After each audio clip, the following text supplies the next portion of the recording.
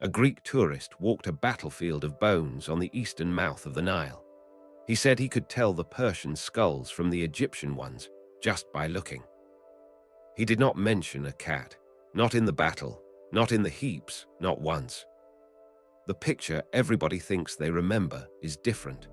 Animals shoved in front of a Persian line at the one gate into Egypt.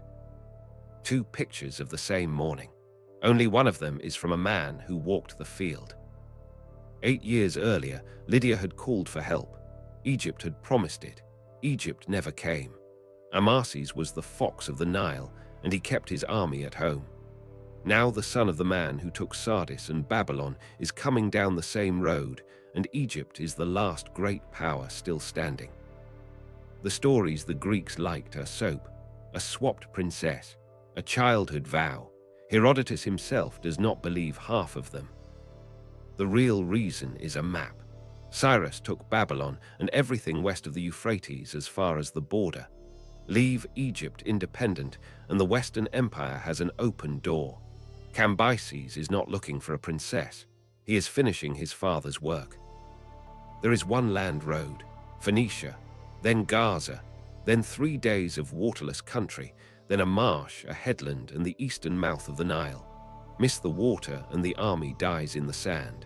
Hit the mouth and you are in Egypt. Herodotus says the Arabian king filled skins with water and laid them on the track.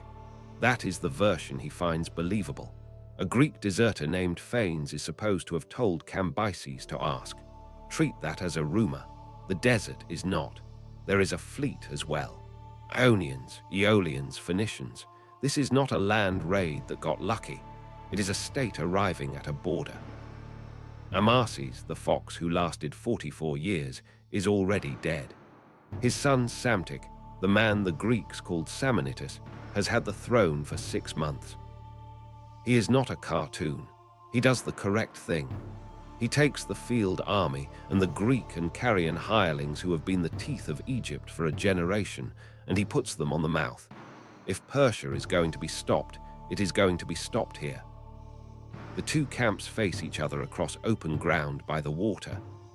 Before the first spear, the Egyptian mercenaries drag Phanes' sons into the space between the lines, cut their throats over a bowl, mix the blood with wine, and drink. Then they fight. Herodotus gives the battle one sentence. It was hard. Many fell on both sides. The Egyptians broke. That is the entire military history of the last native army of Egypt. No numbers, no stratagem, no sacred animals. A bigger, better supplied army beat a 6-month king at the only land gate, and the road inland opened.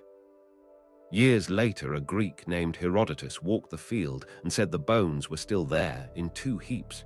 He had a theory about the skulls. Egyptians shaved. Persians wore felt hats. He did not have a story about cats. Psamtik runs south toward the one place that still counts, Memphis. Take the White Wall and you have the king, the administration, and the god who lives in a bull. Pelusium was the gate. Memphis is the country. Cambyses sends a Mytilnean ship upriver with a herald. The Egyptians come out, wreck the ship, and tear the crew apart. Then they sit behind the walls. The city holds for a while, then it does not. When Memphis yields, Egypt yields. 10 days after the fall, Cambyses tests the captured king. Psamtik's daughter is dressed as a slave and sent to fetch water. His son is led out with a rope on his neck. The king is dry-eyed until a ruined drinking companion walks past and begs. Then he breaks. So the story goes. Herodotus even parks Croesus in the courtyard weeping. Treat that as a bow on the unpaid alliance, not as a fact we can prove. Psamtik is kept alive. Then he plots.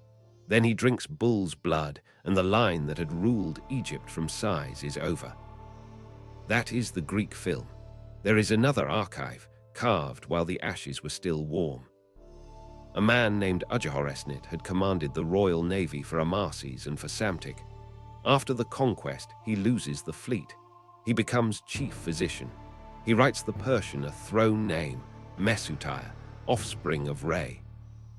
He has Cambyses come in person to the temple of Neith at Sais and make a great prostration, as every king has done. That is not a madman in the Greek sense.